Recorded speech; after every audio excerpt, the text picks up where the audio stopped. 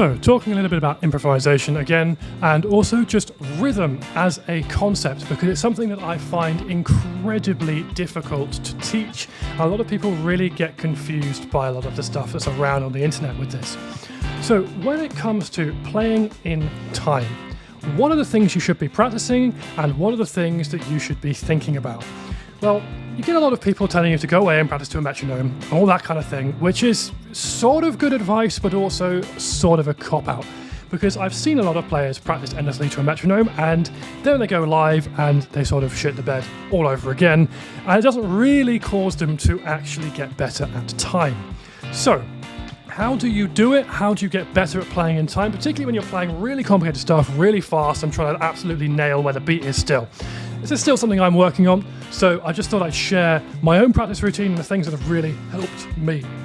First things first, if you are trying to work on time, what you want to do is be able to hear the metronome or hear the beat at all times. So in this case, we have a little bit of a drum loop sort of thing going on, and when you are listening to this, I want you to be listening to the drums. I want you to be trying to find every single detail you can out of the drums.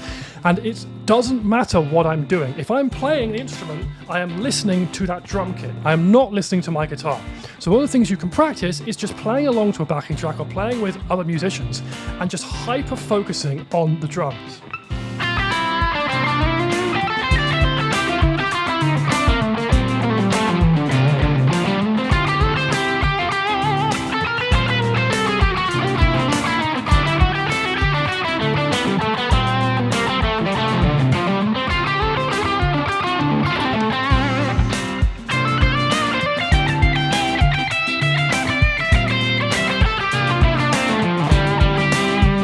So when I'm doing all of that stuff, I'm really not listening to my guitar. If I make mistakes there, I make mistakes there. Me listening to those mistakes is not going to fix them.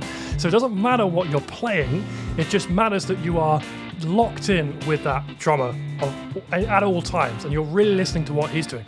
There's two reasons why this is really important. One is, if you're actually playing with a real drummer, obviously this is a loop, but if you're playing with a real drummer, you're much more reactive to what they are doing. You can actually hear how they are playing the kit and respond to it with your own improvisation. It's not something you can do if you're not listening, so make sure you are really listening to that drummer. Next thing with this is try and practice your subdivisions in weird ways. So I really like polyrhythmic stuff. I think polyrhythms teach you a lot about playing the instrument. So if we take something like just two notes, 2 16th notes, and we play it over and over again with a 16th note gap in the middle, we're going to get this sort of 3 16th notes repeating, but it doesn't quite repeat evenly in a bar. So that gives you a lot of interesting ideas to play with your improvisation. Sounds something like this.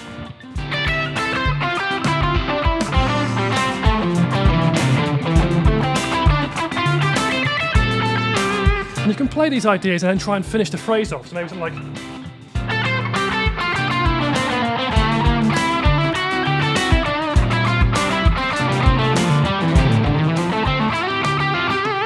etc, etc. You kind of get the idea. I can go from a polyrhythmic idea or some kind of grouping like that into something else. Let's say I take a group of 3. This isn't really a polyrhythm because it's going to be 4 16th notes, 1 off, 3 on, 1 off, 3 on. But even this...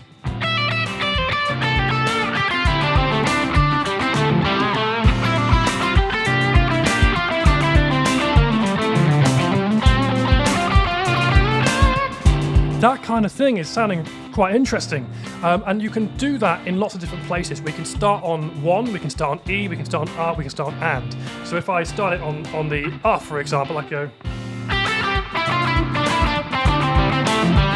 If I start it on the B, we get that. And if I start it on AND,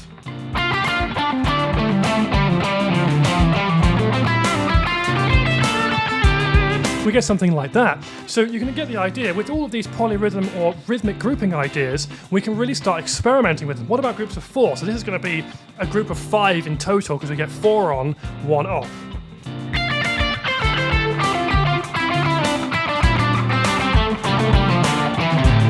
That kind of thing.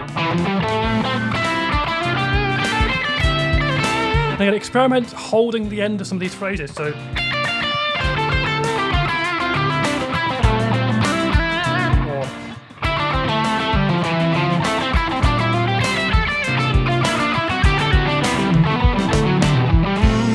That kind of thing. So we're starting to like experiment with these polyrhythmic groupings, but you're trying to use them melodically as well.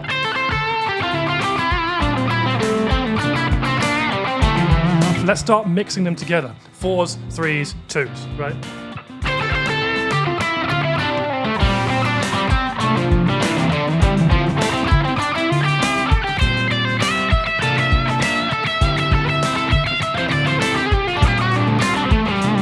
Loads of great ideas in there, and it's actually quite easy to come up with more inspiring stuff if you're messing around with this. If you're trying to just use all the notes to come up with interesting stuff, often your playing sounds a little bit dry, and I've talked about this in a previous video, but it's something that's really important. Is rhythm is king with all of this stuff, and you need to really experiment with this. So other ways of practicing your rhythm are to just really hone in on all of the different 16th note groupings here. So we've got like the 16th note grid going 1E and a 2E and a 3 and a 4, 1E and a 2E and a 3 and a 4E and a da. So that kind of thing. How familiar are you, is the best way of saying this, with starting in all of those different places? So if I start on 1, really easy.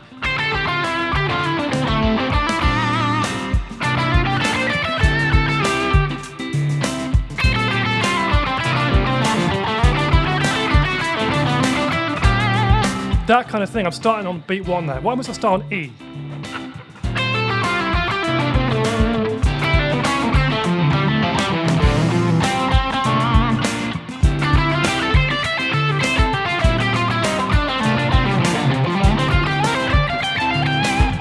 That sounds a little bit different, a little bit more interesting. What's if I start on and? So let's do that.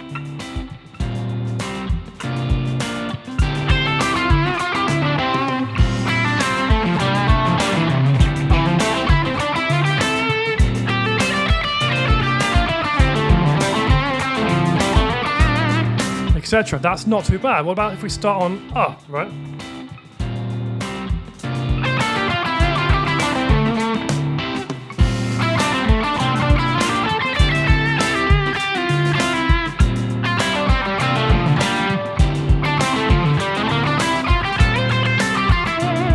That's the one that I'm actually having to think about a little bit more, which shows that in my playing, that's not something I do enough. I need to go away and sort of practice that one in particular, because that's taking a little bit too much brain power for me to do. So something like that you can really hone in on and really make sure you are comfortable with all of these different subdivisions. And it's very, very simple, but it works so well to make your phrasing more interesting. What happens if we mix up all of them? Let's say we start on the 1. Start on E. That was pretty bad, so again. Start on and.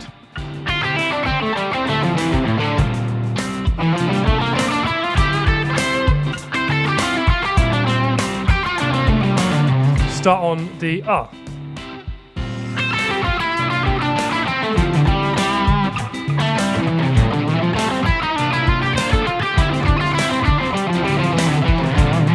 etc. Right? Start messing around with all those different subdivisions and doing that. What happens if I, start to mess it up with the end of my phrases? Now, this is one I am very likely to mess up on the camera because this is actually really hard to do manually.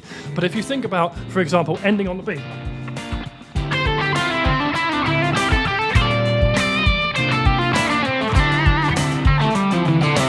What happens if you end on, let's say, E?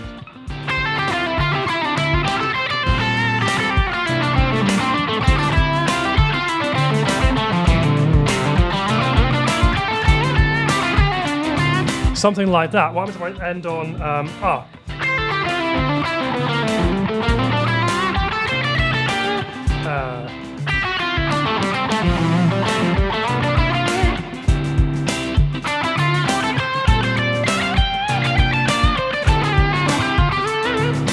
It's really hard to do that in real time, but you can slow this down and you can try and practice those things and try and end your phrases in different places as well. Once you've got all this down, suddenly you become really, really competent at just messing around with your subdivisions. Now, one of the things I really want to, again, probably mess this up, but it's something that I would like to sort of get onto, is when you're playing super fast, again, if I'm doing something like, I don't know,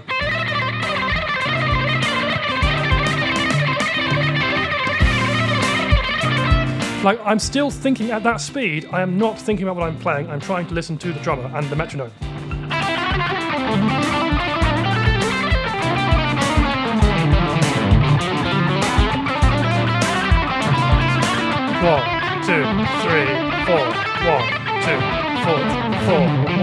2, 3, 4. 1, 2, 3, 4. 1, 2, 3. Get the idea, right? I can count that and play that at the same time. That might seem very difficult to start with, but it's because you are not focused on rhythm when you're normally playing. It's taken me a long time to get to that, but the point being is that now I'm there, when I play some of these faster lines, they're much, much more set in the groove, and they sound so much better and they hit so much harder most of the time, unless I cock it up, but there you go. Like, it's one of those things where you try and get into the groove as hard as you can, regardless of what you're playing. So if you put time first, your playing improves. But what a lot of people are trying to do is put the notes first, time second, and then also improve their time. That's not how it's done. That's not how it works. Focus on groove here and you will see a lot of results. Hopefully that's helpful. Any questions, let me know, and let me know what you'd like me to cover next.